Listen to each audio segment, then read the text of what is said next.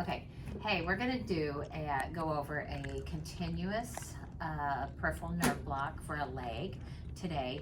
And what we would do normally is go ahead and prepare, gather our supplies in not at the patient's bedside. And here we have our peripheral nerve cart. Everybody will need a pack, a peripheral nerve kit. This is a probe cover for the ultrasound. Then this is the needle and catheter for the procedure. We have sterile gloves and sterile glue. And then we would go to the Omnicell and gather up our ropivacaine. Usually it's the 0.2%, and typically we need two 20 ml syringes of that. Almost all the doctors use Versed. We have several physicians that use fentanyl, so you can grab those as well. And then you would go to the patient's bedside. And of course, you'd introduce yourself to the patient, making sure that the consent for the procedure, the consent for the surgery, and the anesthesia form are all signed and correct, because we will be giving them sedation, so you want to make sure those are all done. At that point, we would go ahead and set up our patient for blood pressure, SpO2, and we put everybody on oxygen due to the conscious sedation or moderate sedation policy that we do. And everybody, of course, is going to have their IV. We will go ahead and ask the family to step out while we do this. And then we will have the doctor come on in. They will introduce themselves. They will go ahead and set up the sterile tray on this blue table. This is a sterile technique, so we're going to try to keep everything as sterile as possible. We will also do our timeout, which consists of the patient's name, the patient's date of birth, the site or what kind of surgery we're doing, and any known allergies. And everybody is agreeable on that. Once that is done, then we can do some sedation, the Versed or the fentanyl. Always the physician will recommend what he prefers for the patient to have. They will prep this leg out in a sterile fashion.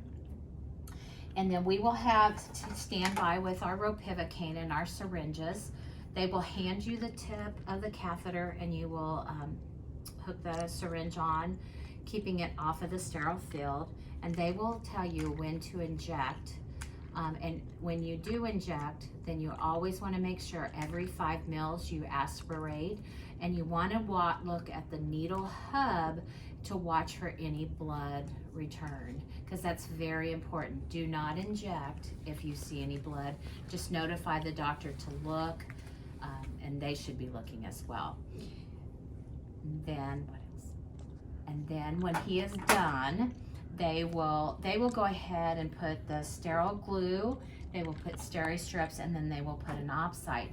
Then we take additional dressings or tegaderms, large tegaderms, out of the drawer, and then we cover the site so that the whole insertion site and the large portion of the insertion site is covered with these tegaderm dressing.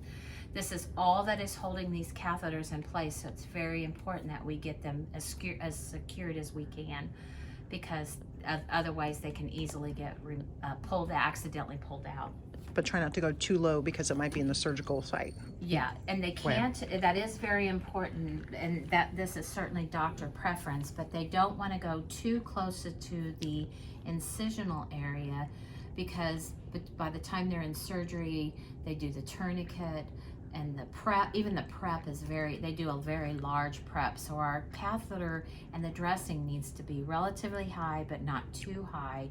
If you get it too high into the femoral, then obviously you get weakness in the leg, and we want to prevent that, because rehab after these surgeries are so important. Right. Then we can ask for the family to come. Once that's all done, it's secured. We always want to make sure that we can ask the family back in. At some point, we need to make sure we've done some teaching with, especially the family, because they're going to be more than likely the ones that remove this catheter or this little tube in the 2 to 3 days. The pump will get hooked up in recovery room. We always tell them, we say 2 to 3 days, and the removal is very simple. Go over that. The removal is very simple. Once they start pulling up that dressing, that little catheter is almost attached to the dressing, and pretty much it comes all out in one. If not, I always tell them to just barely touch it from the operative side, and it should just slip out.